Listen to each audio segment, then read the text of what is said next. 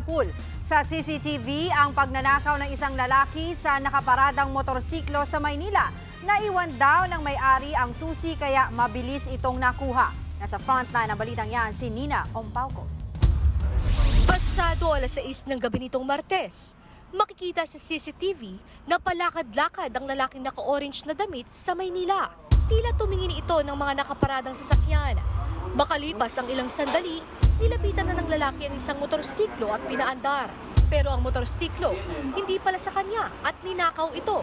Ayon sa biktimang si Dexter Deniaga, naiwan niya ang susi sa motorsiklo. Huli na nang makita niyang nawawala na ito. Wala na po yung motor dito.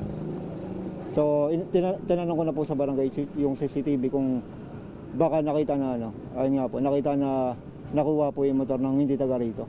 Kumain po, sabay papahinga konti para makabiyahe ulit. Mensahe naman ng rider sa nagnakaw ng kanyang motor. Pare-parehas naman tayong nahihirapan sa buhay. Sana lumaban na lang kayo ng parehas.